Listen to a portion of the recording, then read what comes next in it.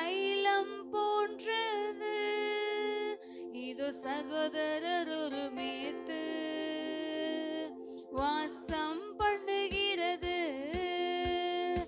எத்தனை நன்மையும் எத்தனை இன்பமும் ஆயிருக்கிறது. இது சகோதரர் ஒருமித்து வாசம் பண்ணுகிறது. எத்தனை நன்மையும் எத்தனை இன்பமும் ஆயிருக்கிறது. கரங்களை தட்டி பாடுவோம். ஆஹா ஆஹா ஆஹா.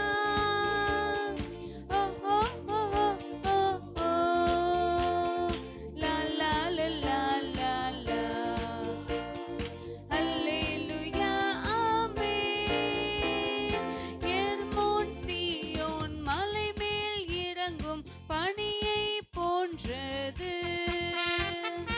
என்றும் அங்கே கர்த்தராசி ஜீவன் பொழிகின்றார். எர்மோன் சீயோன் மலை மேல் இறங்கும் பனியை போன்றது. என்றும் அங்கே கர்த்தராசி ஜீவன் பொழிகின்றார்.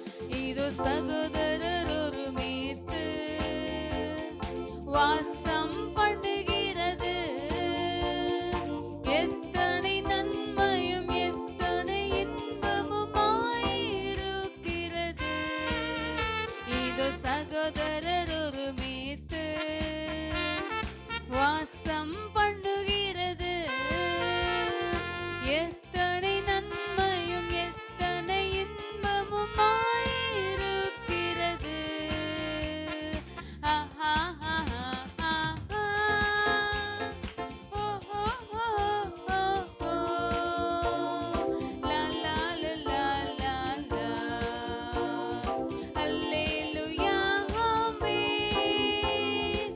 ஆஹா ஆஹா ஆஹா. ஓ ஓ ஓ ஓ ஓ. லா லா லா லா லா லா. அல்லேலூயா ஆமென். ஹல்லேலூயா ஆமென். எத்தனை பேருக்கு பாடல் பிடிச்சிருக்கு? சகோதரர் ஒருமித்து வாசம் பண்ணுவது எத்தனை நன்மையும் எத்தனை இன்பமும் ஆனது. நம்ம தேவனுடைய சமூகத்துல நம்ம கூடி ஆராதிக்கிற அந்த நேரம் அது வீணா போகவே போகாது. அது நமக்கு மிகுந்த நன்மையையும் மிகுந்த இன்பத்தையும் கொடுக்கும். ஹல்லேலூயா. நம்முடைய பாரத்தை எல்லாம் ஆண்டவர் என்ன பண்ணுகிறார்? மாற்றி போடுகிறார். ஆமென். ஸோ நம்ம ஒருமித்து வாசம் பண்ண வேண்டும் என்று தேவன் விரும்புகிறார். நம்ம ஒரே மனதோடு ஏக சிந்தையோடு கூட நம்ம இருக்க வேண்டும் என்று தேவன் விரும்புகிறார். ஹல்லேலூயா. நம்ம கூடி வரும்பொழுது நம்ம 2 பேர் கூடியிருந்தாலும் 2 பேருக்குள்ள என்ன இருக்கணும்? ஒரு மனம் இருக்கணும். 10 பேர் இருந்தோம்னா 10 பேருக்குள்ள ஒரு மனம். அப்படி ஒரு மனதோடு நம்ம பாடலை பாடி ஆண்டவரை ஆராதித்து அவருடைய வார்த்தையை கேட்கும்போது அவருடைய மகிமையை நம்ம உணர முடியும். அவருடைய பிரசன்னத்தை நம்ம உணர முடியும். ஆமென். அப்படி நம்ம ஒரு மனதோடு கூட இருக்கும்போது கர்த்தர் தம்மோட கிரியையை நம்ம மத்தியில செய்ய முடியும். ஹல்லேலூயா. ஆமென். நம்ம வேதத்திலிருந்து ஒரு மனம் தேவன் நம்ம இடத்துல ஐக்கியத்தை எதிர்பார்க்கிறார். ஒரு மனதோடு இருக்கணும், நம்ம ஒற்றுமையா இருக்கணும், ஐக்கியத்தோடு இருக்கணும்னு தேவன் எதிர்பார்க்கிறார். நம்ம அந்த காரியத்துல சில வசனங்களை நம்ம தியானிக்கலாம். இயேசுவானவர் பார்த்தீங்கன்னா யோவான் சுவிசேஷத்துல பார்க்கும்போது ஒரு வேண்டுதல் பண்றாரு. பிதாவாகிய தேவன் கிட்ட வேண்டுதல் பண்றாரு. யோவான் 17ஆம் அதிகாரத்துல நம்ம பார்க்க முடியும். ஒரு பெரிய ஒரு பிரேயர் அது. நீங்க வீட்ல ஃப்ரீயா இருக்கும்போது நீங்க அந்த அதிகாரம் ஃபுல்லா வாசிச்சீங்கன்னா, இயேசு இவைகளை சொன்ன பின்பு தம்முடைய கண்களை வானத்துக்கு ஏறெடுத்து பிதாவே அப்படின்னு சொல்லி பிதாவை நோக்கி ஒரு பெரிய பிரேயரை அவர் பண்றார். சரியா? அவருடைய மரணத்துக்கு முன்பாக அவர் பண்ணின ஒரு முக்கியமான பிரேயர் இது. இதுல பார்த்தீங்கன்னா 20வது வசனத்துல இருந்து பார்க்கும்போது, நான் இவர்களுக்காக வேண்டிக் கொள்கிறதும் அல்லாமல், இவர்களுக்காகனா சீஷர்களுக்காக, நான் இவர்களுக்காக வேண்டிக் கொள்கிறதும் அல்லாமல் இவர்களுடைய வார்த்தையினால் என்னை விசுவாசிக்கிறவர்களுக்காகவும் வேண்டிக் கொள்கிறேன். இவங்க போய் யாருக்கெல்லாம் சுவிசேஷம் சொல்றாங்களோ, இவங்க வார்த்தையை கேட்குறாங்களோ, அவங்கெல்லாம் விசுவாசத்துக்குள்ள வருவாங்க. அவங்களுக்காகவும் சேர்த்தோம்னா நமக்காகவும். ஆமென். அந்த சுவிசேஷத்தை கேட்ட நமக்காகவும் சேர்த்து ஏசப்பா அன்னைக்கு ஜெபிச்சாரு. ஹல்லேலூயா. ஆமென். இவர்களுடைய வார்த்தையினால் என்னை விசுவாசிக்கிறவர்களுக்காகவும் வேண்டிக் கொள்கிறேன். அவர்கள் எல்லாரும் ஒன்றாய் இருக்கவும். ஹல்லேலூயா. ஆமென். தேவன் பண்ண ஜெபம் எதுக்காக ஜெபிச்சார்னா, அவர்கள் நம்ம எல்லாரும் எப்படி இருக்கணுமா? ஒன்றாய் இருக்கவும், பிதாவே, நீர் என்னை அனுப்பினதை உலகம் விசுவாசிக்கிறதற்காக நீர் என்னிலேயும் நான் உம்மிலேயும் இருக்கிறது போல அவர்கள் எல்லாரும் நம்மில் ஒன்றாய் இருக்கவும் வேண்டிக் கொள்கிறேன். எப்படி பிதாவும் இயேசுவானவரும் ஒன்றா இருந்தாங்களோ, பிதாவின் சித்தத்தை அப்படியே இயேசு கிறிஸ்து என்ன பண்ணாரு? நிறைவேற்றினார். எதுவுமே ஒரு காரியம் கூட அவர் பிதாவின் சித்தத்தை விட்டு வழி விலகவே இல்ல. அப்படியே இயேசு கிறிஸ்துவானவர் பிதாவின் சித்தத்தை நிறைவேற்றினார். ஏன் அப்படின்னா, அவங்க 2 பேருடைய சிந்தையும் ஒன்றா இருந்தது. எப்படி பிதாவும் இயேசு கிறிஸ்துவும் ஒன்றா இருந்தார்களோ, அதப் போலவே இவர்கள் எல்லாரும் என்னுடைய நாமத்தை விசுவாசிக்கிற எல்லாரும் ஒன்றா இருக்க வேண்டும் என்று தேவன் வேண்டிக் கொண்டார். ஹல்லேலூயா. 22 பாருங்க. நாம் ஒன்றா இருக்கிறது போல அவர்களும் ஒன்றாய் இருக்கும்படி, நீர் எனக்கு தந்த மகிமையை நான் அவர்களுக்கு கொடுத்தேன். என் மகிமையை நான் அவங்களுக்கு கொடுக்கேன். அவங்க எப்பவும் ஒன்றா இருக்கணும். ஆமென்.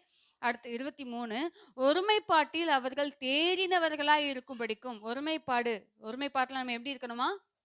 தேறினவர்களா இருக்கணுமா? ஒருமைப்பாடோடு ஒரே மனதோடு கூட செயல்படாதான் ஒருமைப்பாடு.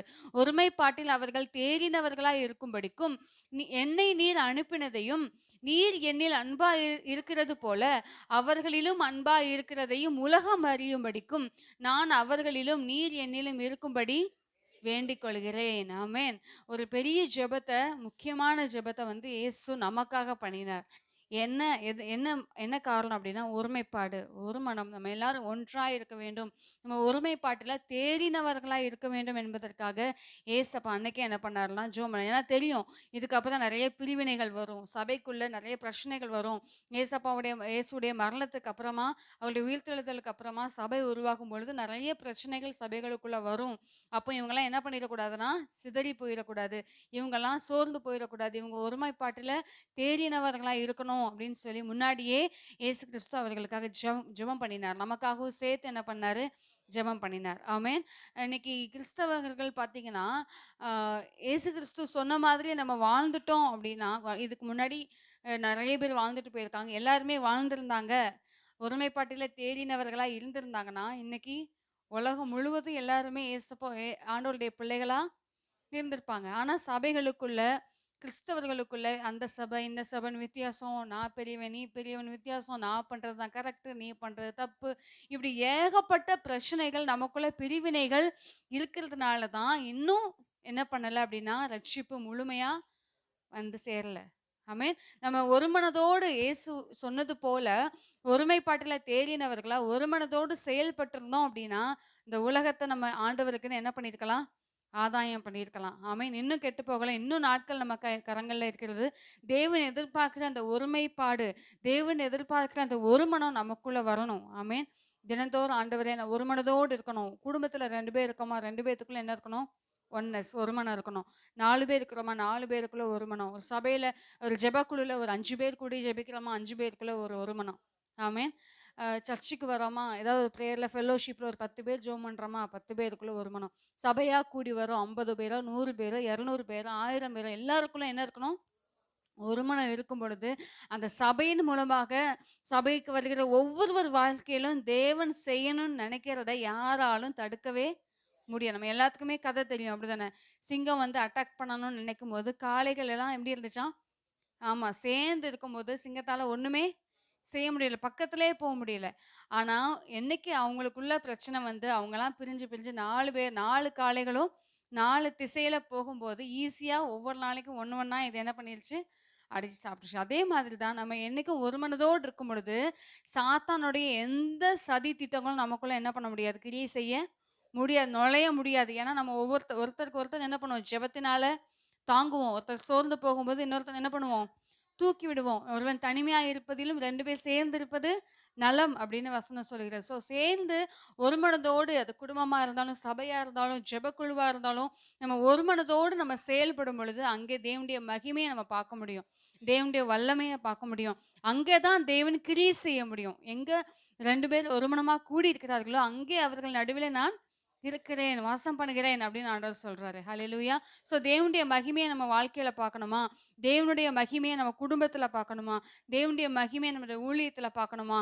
நம்ம ஒரு மனதோடு கூட இருந்தா போதும். ஒரு மனதோடு கூட நமக்கு நடுவுல ஆண்டவர் இருக்கணும். ஆண்டவரை மையமா வைத்து ஒரு மனதோடு கூட நம்ம செயல்படும் பொழுது, நம்மை குறித்து செய்ய வேண்டிய சகல காரியங்களையும் நம் மூலமாகவே செய்து முடிக்க அவர் வல்லவராய் இருக்கிறார். ஆமென். நம்ம கொரிந்தியர்ல இருந்து நம்ம சில காரியங்கள் நம்ம கற்றுக்கொள்ளலாம்.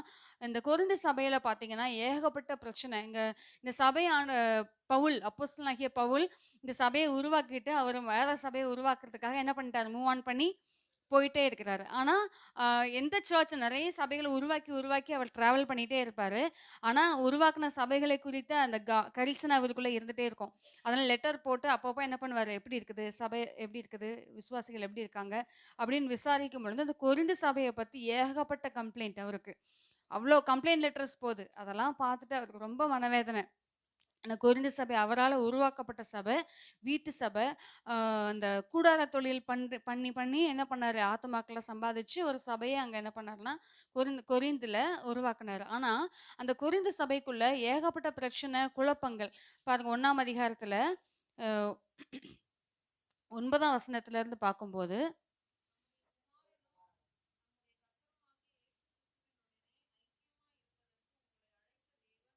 ஆமென். தேவன் எதற்கு நம்மள அழைத்திருக்கிறார்னா, தம்முடைய குமாரனும் நம்முடைய கர்த்தருமா இருக்கிற இயேசு கிறிஸ்துவுடனே ஐக்கியமா இருப்பதற்கு உங்களை அழைத்த தேவன் உண்மையுள்ளவர். சகோதரரே, நீங்கள் எல்லாரும் ஒரே காரியத்தை பேசவும், பிரிவினைகள் இல்லாமல் ஏக மனதும் ஏக யோசனையும் உள்ளவர்களாய் சீர்பொருந்தி இருக்கவும் வேண்டுமென்று நம்முடைய கர்த்தராகிய இயேசு கிறிஸ்துவின் நாமத்தினாலே உங்களுக்கு புத்தி சொல்கிறேன். நீங்க எல்லாரும் பிரிவினைகள் இல்லாம ஏக மனதா இருக்கணும், ஏக யோசனையா இருக்கணும், சீர்பொருந்தி இருக்கணும்னு நான் உங்களுக்கு புத்தி சொல்றேன். ஏனெனில், என் சகோதரரே, உங்களுக்குள்ளே வாக்குவாதங்கள் உண்டென்று குலோவியாளின் வீட்டாரால் உங்களைக் குறித்து எனக்கு அறிவிக்கப்பட்டது. எனக்கு லெட்டர் வந்துச்சு. உங்களுக்குள்ள பிரச்சனை போயிட்டுருக்கு. என்ன பிரச்சனை போயிட்டுருக்கு? உங்களில் சிலர், நான் பவுலை சேர்ந்தவன் என்றும், நான் அப்பல்லோவை சேர்ந்தவன் என்றும், நான் கேபாவை சேர்ந்தவன் என்றும், நான் கிறிஸ்துவை சேர்ந்தவன் என்றும் சொல்லுகிறபடியால் நான் இப்படி சொல்லுகிறேன். கிறிஸ்து பிரிந்திருக்கிறாரா? பவுலா உங்களுக்காக சிலுவையில் அறையப்பட்டான். பவுலின் நாமத்தினாலேயே ஞானஸ்நானம் பெற்றீர்கள். இங்க பாருங்க என்ன குழப்பம் அப்படின்னா, கொரிந்து சபையில நெறைய பேரு கூடியிருக்கிறாங்க. அங்க ஒவ்வொருத்தவங்களும் ரட்சிக்கப்பட்டது வேற வேற மூலமா. இப்ப நம்ம சபைக்கு இன்னைக்கு வந்திருக்கிறோம். நெறைய பேர் இருக்கிறோம்ல. இதுல பெர்சனலா போய் விசாரிச்சு பார்த்தோம்னு சொன்னா, உங்கள ரட்சிப்புகள் ஒவ்வொருத்தரையும் ரட்சிப்புகள நடத்துனது வேற ஆளா இருக்கும். நீங்க கேட்ட சுவிசேஷம் வேற ஆளா இருக்கும். ஒவ்வொரு பேக்ரவுண்ட்ல ரட்சிக்கப்பட்டிருப்போம். சிலர் வியாதியிலிருந்து விடுதலை கிடைச்சு நம்ம ரட்சிக்கப்பட்ட சபைக்குள்ள வந்திருப்போம். சிலர் சாப கட்டிலிருந்து விடுதலை கிடைச்சு ரட்சிக்கப்பட்ட சபைக்குள்ள வந்திருப்போம். சிலர் வசனத்தை கேட்டு ரட்சிக்கப்பட்டு வந்திருப்போம். ஸோ ஒவ்வொருத்தங்க ரட்சிக்கப்பட்ட விதமும் எப்படி இருக்கு? வித்தியாசமா இருக்கு. ஒவ்வொருத்தங்கள ரட்சிப்புக்குள்ள நடத்துனவங்களும் வேற வேற. ஆனா சபைன்னு வரும்போது நம்ம எல்லாரும் ஒரே ஜனம் தான். நம்ம எல்லாரும் யார தான் உயர்த்தணும்? தேவனுடைய நாமத்த தான் உயர்த்தணும். ஆனா இந்த கொரிந்து சபைக்குள்ள நான் வந்து பவுல் குரூப்பு, நாங்கலாம் அப்போலோ குரூப்பு, நாங்கலாம் பேதுருவோட குரூப்பு, நாங்கலாம் கிறிஸ்துவோட குரூப்பு அப்படின்னு சொல்லி அவங்களுக்குள்ளே குரூப்பிசம். குரூப்பா பிரிஞ்சு போயிருக்கிறாங்க. இதனால ஒரே குழப்பங்கள். ஒரு குரூப்புக்கு விரோதமா இன்னொரு குரூப் பேசுறது, இந்த மாதிரி குழப்பங்கள்லாம் வருது. உடனே பவுல் கேட்கிறாரு, கிறிஸ்துவா உங்களுக்கு சாரி பவுலா உங்களுக்காக சிலுவையில அறையப்பட்டார். ஏன் பவுல உயர்த்துறீங்க? பவுல், அப்போல்லோ, அ கேபா, பேதுரு இவங்க எல்லாருமே தேவனால பயன்படுத்தப்பட்டவர்கள். ஸோ அவங்களுக்கு பின்னாடி நின்னுட்டு அவங்களுக்கு நாமத்த நீங்க என்ன பண்ணாதீங்க? உயர்த்தாதீங்க. தேவன என்ன பண்ணுங்க? உயர்த்துங்கன்னு சொல்லி பவுல் வந்து இந்த கொரிந்து சபைக்கு அட்வைஸ் பண்றாரு. ஆமென். இன்னொரு வசனம் பார்க்கலாம். 3ஆம் அதிகாரத்தில 1 கொரிந்தியர் 3ஆம் அதிகாரத்தில பார்க்கும்போது, அவர் சொல்றாரு, "நீங்க எல்லாரும் சுவிசேஷத்த கேட்டு வளர்ந்துட்டுருக்கீங்க. சத்தியத்த கேட்டு வளர்ந்துட்டுருக்கீங்க. இதுக்கப்புறம் நான் உங்களுக்கு லெட்டர் திரும்ப எழுதும் பொழுது, உங்கள இன்னும் ஆழமான சத்தியத்துக்குள்ள உங்கள கொண்டு போணும். நீங்க இன்னும் ஆவிக்குரிய வாழ்க்கையில இன்னும் தேறினவர்களா மாறதுக்கு, ஆழமான சத்தியத்த நான் உங்களுக்கு போதிக்கணும். ஆனா, அந்த சத்தியத்த உங்களுக்கு போதிக்கிறதுக்கு நீங்க என்ன இல்ல தான் தயாரா இல்ல." நீங்க இன்னும் குழந்தைங்கள மாதிரி குழந்தைங்க தான் நான் பெரியவன், நீ பெரியவன், இது என் பொருள், என் பொருள ஏன் தொட்ட, ஏன் இடத்துக்கு ஏன் வந்த அப்படின்னு சின்ன பிள்ளைங்க தான் என்ன பண்ணுவாங்க? மாத்தி மாத்தி அடிச்சுப்பாங்க, சண்டை போட்டுப்பாங்க. அ அந்த மாதிரி நீங்களும் இன்னும் எப்படி இருக்கீங்கன்னா, குழந்தைகளா இருக்கிறீங்க. ஆவிக்குரிய வாழ்க்கையில தேறினவர்களா இல்லாம, நீங்க எப்படி இருக்கிறீங்க?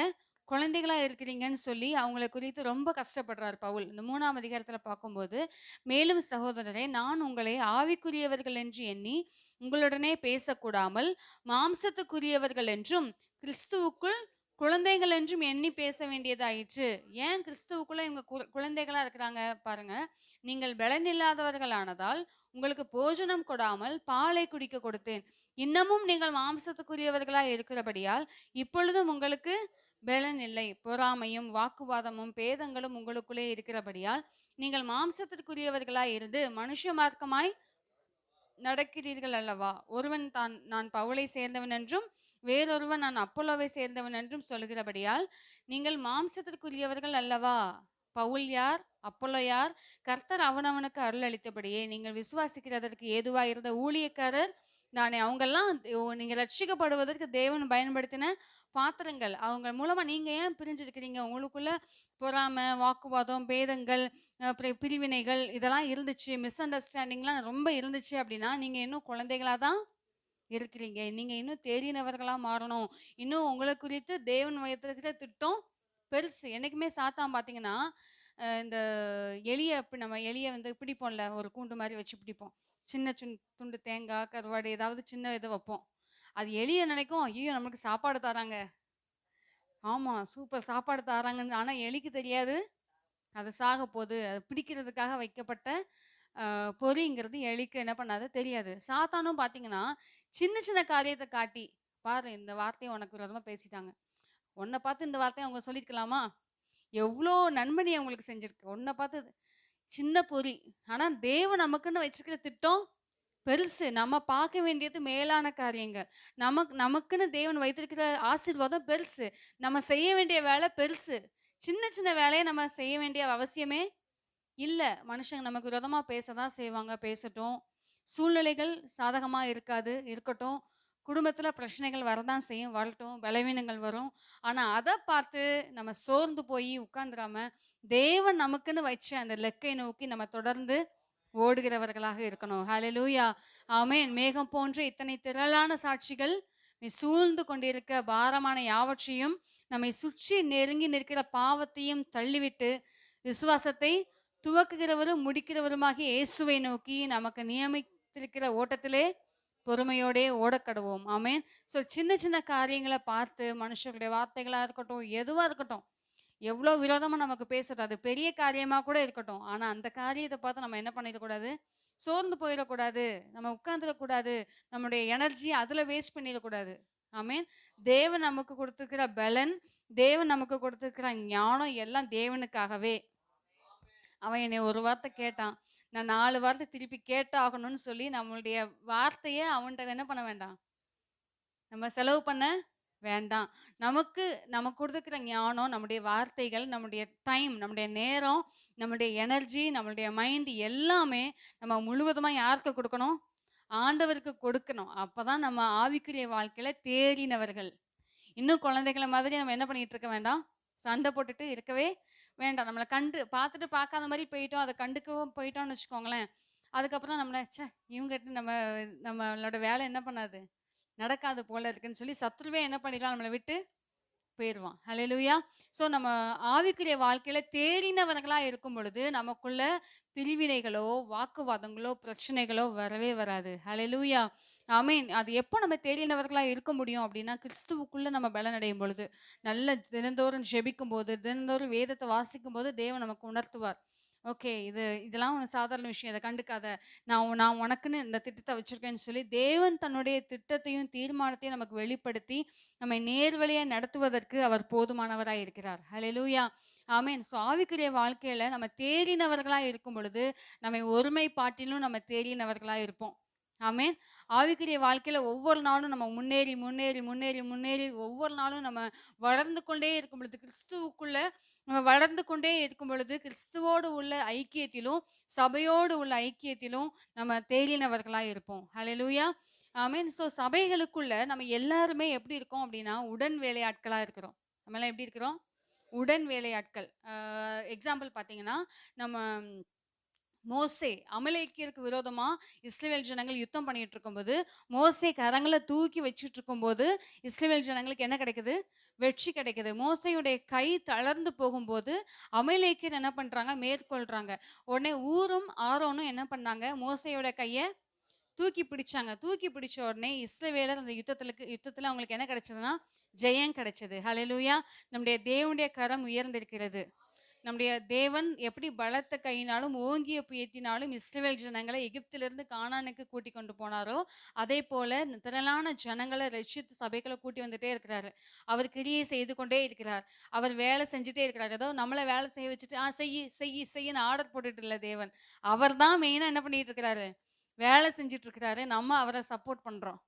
ஆமீன். நம்ம தேவனுக்கு எப்படி இருக்கிறோம், உடன் வேலையாட்களாக இருக்கிறோம். ஹalleluya. ஸோ உடன் வேலையாட்களுக்குள்ள எந்த பார்ஷியாலிட்டியோ எந்த பொறாமையோ எதுவுமே இருக்கக்கூடாது. இருந்துச்சுன்னு வச்சுக்கோங்க, நம்ம சோர்ந்து போயிட்டோம்னா அவருடைய வேலையில தாமதம் ஆயிரும். அப்படி நம்ம இருக்காம நம்ம செய்த வேலையை நம்ம செஞ்சுக்கிட்டே இருக்கும்போது நம்ம மூலமா தேவன் பெரிய காரியங்களை செய்வார். ஹalleluya. அதே அதிகாரத்தில் நம்ம தொடர்ந்து பார்க்கும்போது 1 கொரிந்தியர் 3ஆம் அதிகாரம் 6வது வசனம் பாருங்க. நான் நட்டேன், அப்பல்லோ நீர் பாய்ச்சினான், தேவனே விளைய செய்தார். ஸோ நடுறது ஒருத்தர், நீர் பாய்ச்சல் ஒருத்தர், ஆனால் விளைய செய்தது தேவன். நம்ம சிலர் நம்மள 10 பேர் இருக்கிறோம்னா 5 பேர் நடுற வேலை செஞ்சுட்டு இருக்கிறோம், 5 பேர் நீர் பாய்ச்சல வேலையை செஞ்சுட்டு இருக்கிறோம். ஆனா நம்ம அந்த அதுல ஒரு வெற்றியை கொடுக்கறது யார் தான், தேவன் தான். விளைய செய்கிறவர் தேவன். ஸோ அப்படி இருக்க நடுகிறவனாலும் ஒன்றுமில்லை, நீர் பாய்ச்சுகிறவனாலும் ஒன்றுமில்லை, விளைய செய்கிற தேவனாலே எல்லாம் ஆகும். மேலும் நடுகிறவனும் நீர் பாய்ச்சுகிறவனும் ஒன்றா இருக்கிறார்கள், அவனவன் தன் தன் வேலைக்கு தக்கதாய் கூலியை பெறுவான். ஸோ நடுகிறவன் தான் பெரியவன், நீர் பாய்ச்சுகிறவன் சின்னவன் அப்படின்னு எந்த டிஃப்ரென்ஸும் தேவனுடைய பார்வையில எல்லாருமே ஒன்றா இருக்கிறார்கள். ஹalleluya. ஆமேன். தேவனுடைய பார்வையில் எல்லாரும் ஒன்றா இருக்கிறார்கள். பிரசங்கம் பண்றவங்க, வர்ஷிப் நடத்துறவங்க, சேர் அரேஞ்ச் பண்றவங்க எல்லாருமே தேவனுடைய பார்வையில் எப்படி இருக்கிறாங்க, ஒன்றா இருக்கிறார்கள். அவனவன் தன் தன் வேலையில உண்மை உள்ளவர்களாக இருக்கும் பொழுது நம்ம தேவனுடைய ஊழியத்தை நிறைவேற்றுகிறவர்களாக இருக்கிறோம். ஹalleluya. 9ஆம் வசனம் சொல்கிறது, நாங்கள் தேவனுக்கு உடன் வேலையாட்களாக இருக்கிறோம். உடன் வேலையாட்கள்னா அவர் மெயினான வேலை, கட்டட வேலை செஞ்சுட்டு இருக்கிறார் மேஸ்திரி, நம்மளாம் சித்தாள். ஆமேன். கூட நின்று செங்கல் எடுத்து கொடுத்துட்டு, சாந்து எடுத்து கொடுத்துட்டு, மணல் எடுத்து கொடுத்துட்டு, அவர் சொல்கிற வேலையை தண்ணி எடுமான்னு தண்ணி எடுத்து கொடுத்துட்டு அந்த வேலையை செஞ்சுட்ருக்குறோம். ஸோ நம்ம செய்கிற வேலையை நம்ம ஒழுங்காக செய்யணும், செஞ்சுட்டே இருந்தோம்னு சொன்னால் ஆண்டவர் தன்னுடைய ராஜ்யத்தை கட்டி கொண்டே இருப்பார். ஹalleluya. ஸோ என்னோடு கூட உடன் வேலையாட்களாக இருங்க. இங்கே கீழே அவர் நின்று மேலே வேலை செஞ்சுட்டு இருக்கும்போது கீழே இருக்கிறவங்க மாற்றி மாற்றி சண்டை போட்டுட்டு இருந்தால் எப்படி இருக்கும், எப்படி இருக்கும்? சரி, வேலை மேலே ஏறுமா, கட்டடம் மேலே ஏறுமா, ஏறாது. அவர் மேலே நின்று வேலை செஞ்சுட்டே இருக்கிறாருன்னா கீழே இருந்து சப்போர்ட் பண்ணுறவங்க நம்மளும் தொடர்ந்து வேலை செஞ்சுக்கிட்டே இருக்கணும். ஹalleluya. ஆமென். தேவன் நமக்குள்ள ஒரு மனிதன் ஆவியை, எல்லாருக்குள்ள ஒரு மனிதன் ஆவியை தந்தாருன்னா எவ்வளோ அருமையாக இருக்கும் இல்லையா?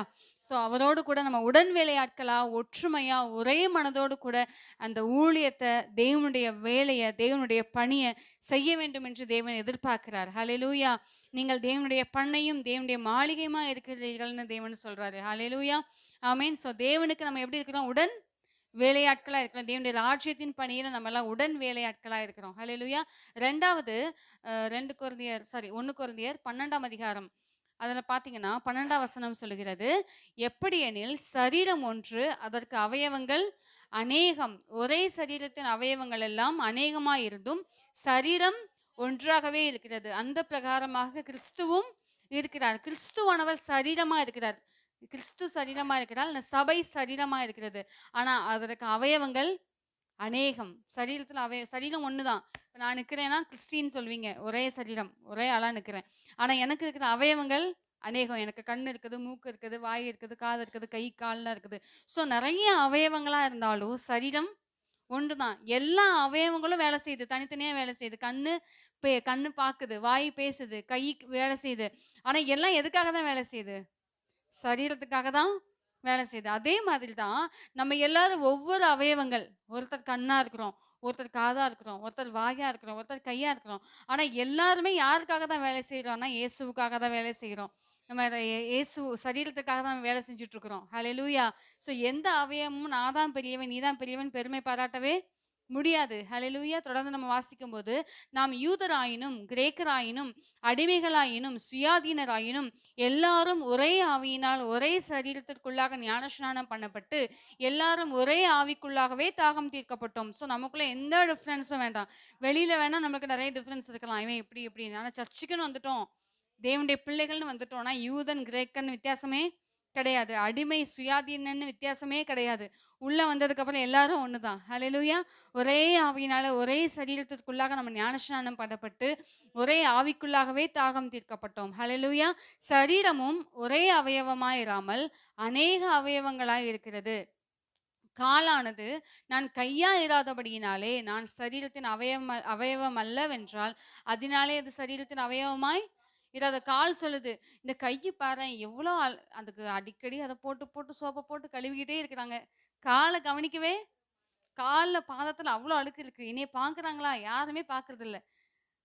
ஆனால் கையை மட்டும் ஒரு நாளைக்கு எத்தனை திருப்பு கழுவுறாங்க. அப்பா நான்லாம் இந்த உடம்புக்கு தேவையே இல்லை, கையே இந்த இதுக்கு போதும்னு சொல்லி கால் சொல்ல முடியுமா? சொல்ல முடியாது. அடுத்தது பாருங்க, காதானது நான் கண்ணா இராதபடியினாலே நான் சரீரத்தின் அவயவம் அல்லவென்றால் அதனாலே அது சரீரத்தின் அவயவமாய் இராதோ. காது சொல்லுமா? கண்ணுக்கு தான் ரொம்ப இம்பார்ட்டன்ஸ். கண்ணு தான் எல்லாத்தையும் பார்க்குது. அப்படி முன்னாடி நேராக பார்த்தோன்னே கண்ணு தான் தெரியுது. எல்லாரும் கண்ணை பார்த்து தான் பேசுறாங்க, காதை பார்த்து பேசுவாங்களா? கண்ணை பார்த்து தான் பேசுறாங்க, காதுக்கு ஒரு இம்பார்ட்டன்ஸும் இல்லை. ஸோ நான் இதெல்லாம் இந்த சரீரத்துக்கு கூட நான்லாம் கிடையாது, நான் ஒரு அவயவமே கிடையாதுன்னு சொல்லி காது சொல்ல முடியுமா? முடியாது. ஹalleluya. ஸோ சரீரம் முழுவதும் கண்ணா இருந்துச்சுன்னா எப்படி இருக்கும்? காது எங்க போவோம்? அது முழுவதும் காதா இருந்துச்சுன்னா மோப்பம் எங்கே? ஸோ தேவன் தமது சித்தத்தின்படி அவயவங்கள் ஒவ்வொன்றையும் சரீரத்திலே வைத்தார். ஹalleluya. நம்ம தேவன் நம்மளை எவ்வளோ அழகா படைச்சிருக்கிறார்ல. கண் இருக்க வேண்டிய இடத்துல கண்ணு, மூக்கு இருக்க வேண்டிய இடத்துல மூக்கு, வாய் இருக்க வேண்டிய இடத்துல வாய். ஸோ ஆண்டவர் நேர்த்தியா எப்படி ஒரு சரீரத்தையே ஆண்டவர் இவ்வளோ அழகா படைச்சிருக்கிறாருன்னா, அவருடைய பிள்ளைகளா ரட்சிக்கப்பட்டு நம்ம சபையா கூடி வரும்போது இதை எவ்வளோ அழகா ஆண்டவர் உருவாக்குவார்.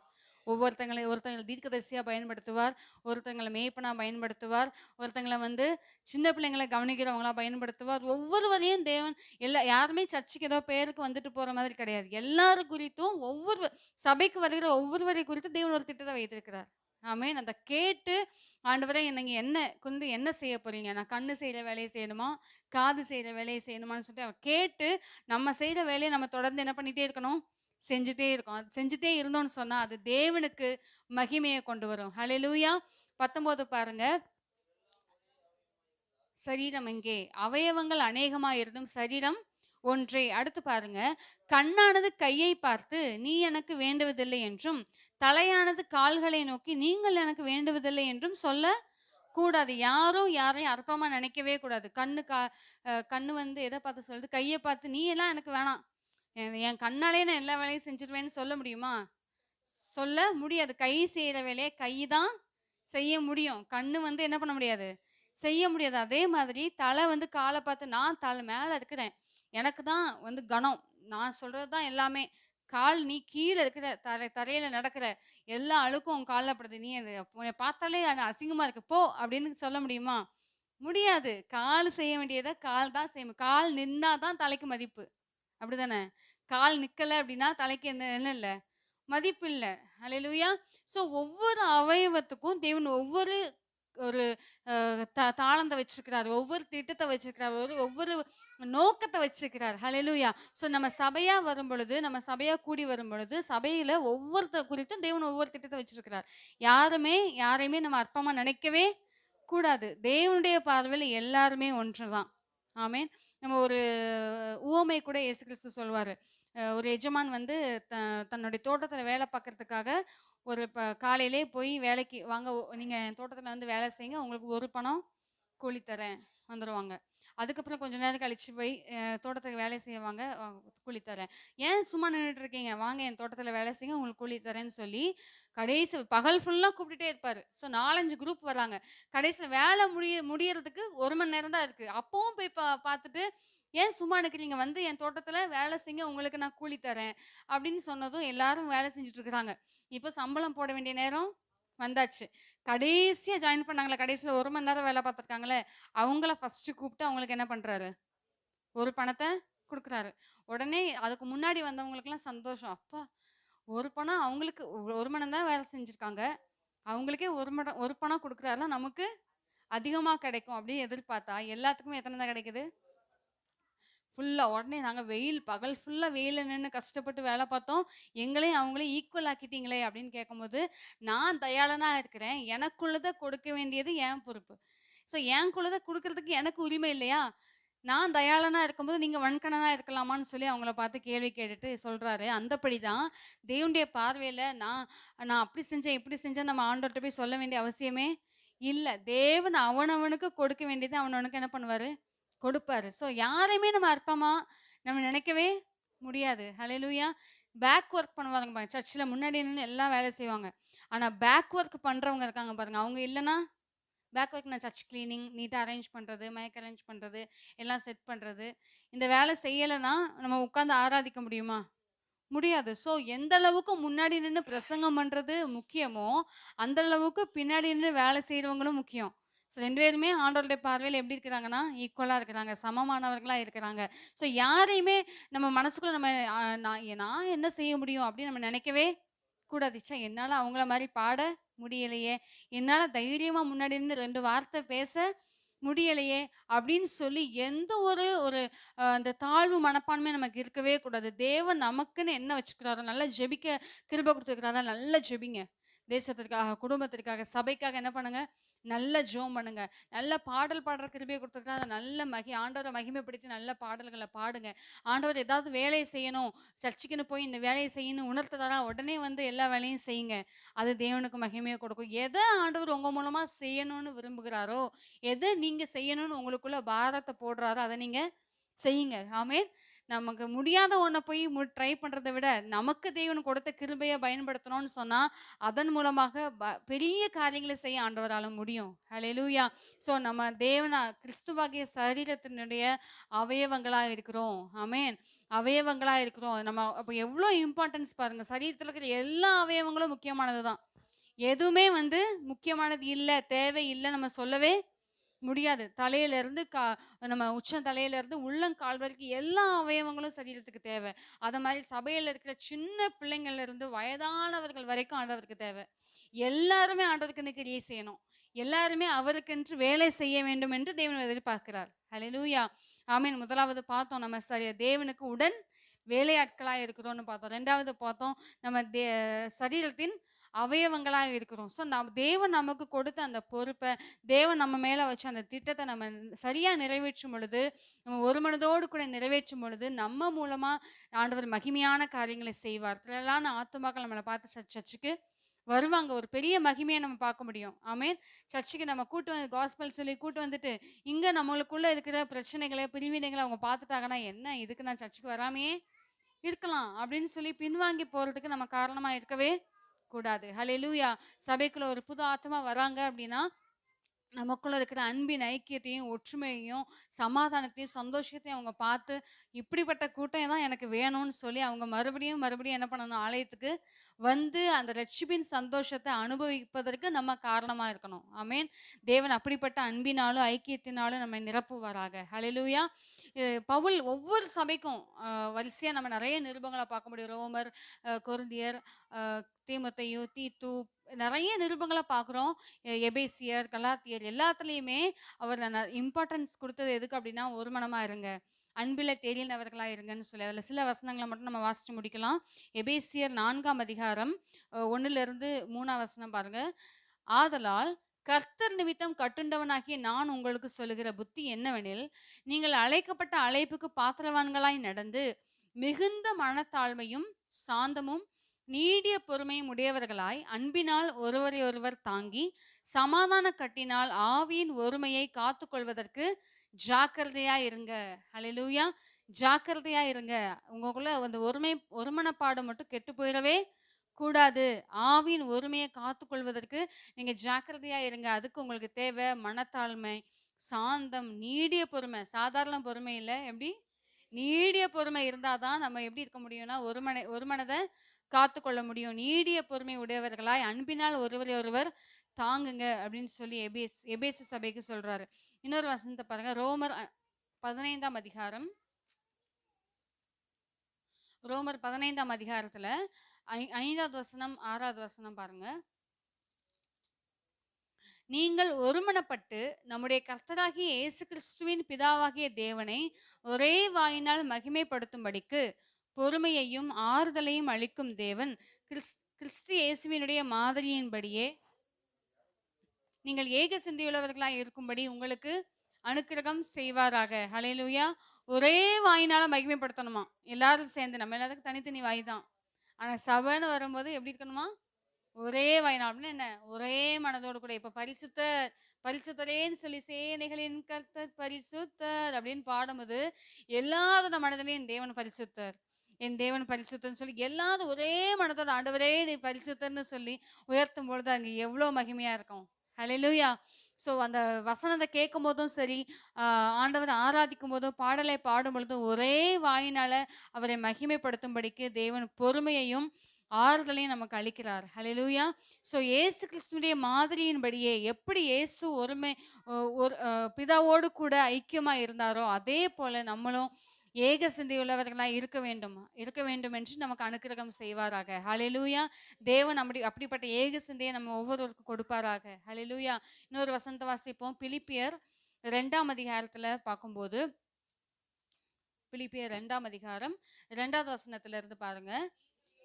நீங்கள் ஏக சிந்தையும் ஏக அன்புள்ளவர்களாய் இருந்து இசைந்த ஆத்துமாக்களாய் ஒன்றையே சிந்தித்து என் சந்தோஷத்தை நிறைவாக்குங்கள். ஒன்றையும் வாதினாலாவது வீண் பெருமையினாலாவது செய்யாமல் மனத்தாழ்மையினாலே ஒருவரையொருவர் தங்களிலும் மேலானவர்களாக எண்ண கடவீர்கள். அவனவன் தனக்கானவைகளை அல்ல பிறருக்கானவைகளையும் நோக்குவானாக.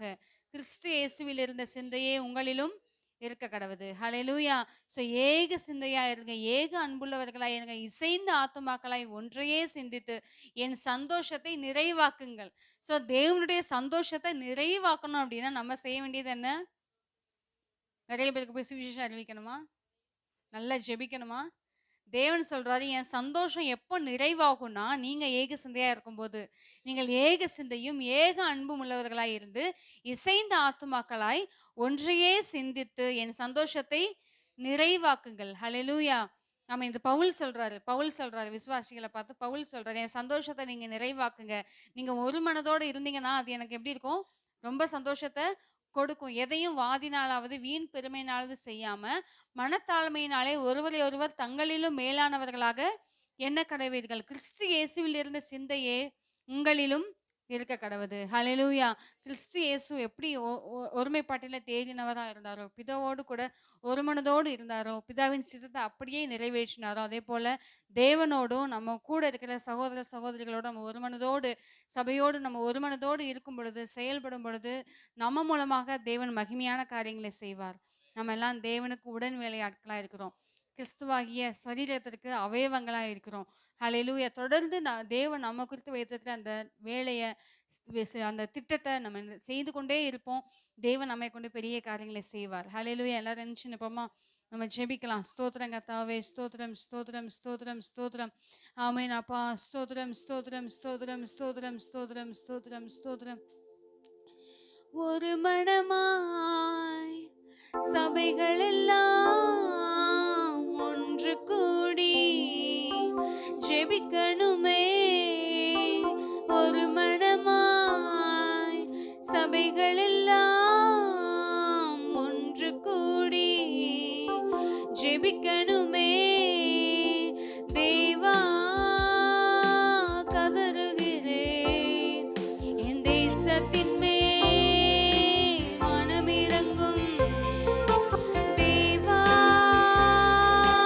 கதறுகிறேன், என் தேசத்தின் மேல் மனமிரங்கும். எழுப்புதல் என் தேசத்திலே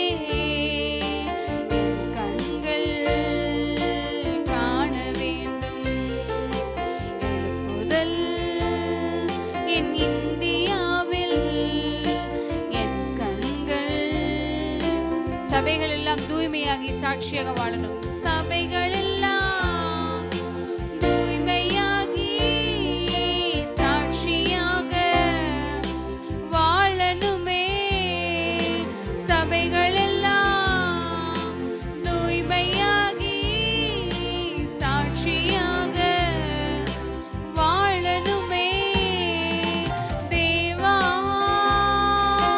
கதறுகிறேன், என் தேசத்தின் மேல் மனமிரங்கும். தேவா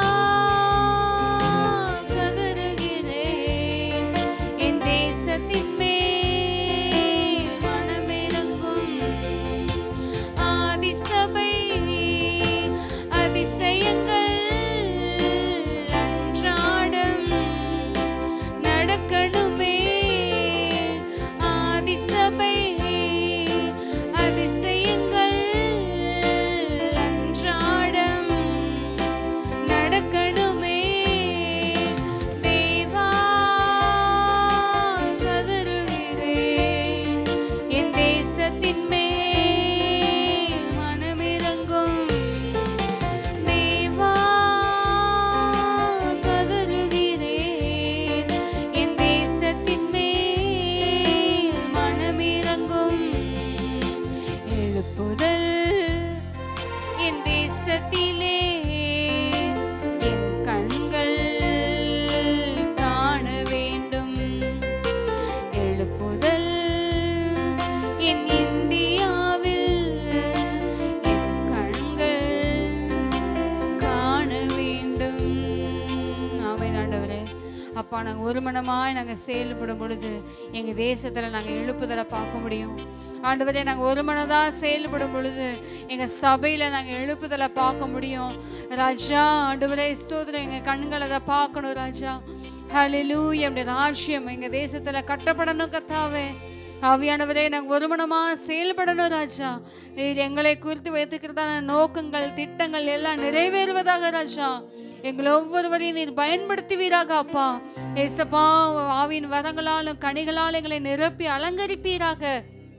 ஆண்டவரே, உம்முடைய நாம மகிமைக்கென்று எங்களை ஒவ்வொருவரையும் சாட்சியாக பயன்படுத்துங்க. ஆத்துமாக்களுக்கு சாட்சிகளாக எங்களை பயன்படுத்துங்க. எங்க சபையை பயன்படுத்துங்கப்பா. சின்ன குழந்தை முதற்கொண்டு பெரியவர்கள் வரைக்கும் எல்லாரையும் நீர் பயன்படுத்துவீராக. ஒவ்வொருவர் மேலும் உங்க அபிஷேகம் இறங்குவதாக ராஜா. ஒவ்வொருவர் மேலும் உம்முடைய கிருபை அளவில்லாமல் பெருகுவதாக ராஜா. ஆமென். ஹல்லேலூயா. சத்துருவானவனின் எந்த சதி யோசனைக்கும் நாங்கள் இடம் கொடாம அப்பா மேலானவைகளை நாங்கள் நாடுவதற்கு ஆண்டவரை நீர் எங்களுக்கென்று நியமித்திருக்கிற அந்த ஓட்டத்தில் நாங்கள் தொடர்ந்து ஓடுவதற்கு எங்களுடைய கால்களை நீர் பலத்தினால இடை கட்டுவீராக அப்பா. எங்கள் வழிகளை செவ்வையாக்குவீராக ராஜா. எங்களுடைய கண்கள் நேராய் நோக்க கடவுது ராஜா. ஆண்டவரே, விசுவாசத்தை துவக்குகிறவரும் முடிக்கிறவருமாகிய உம்மை நோக்கி நாங்கள் தொடர்ந்து ஓட கிருபை தாங்க ராஜா. கிருபை தாங்கப்பா, வழி நடத்துங்கப்பா. ஹல்லேலூயா.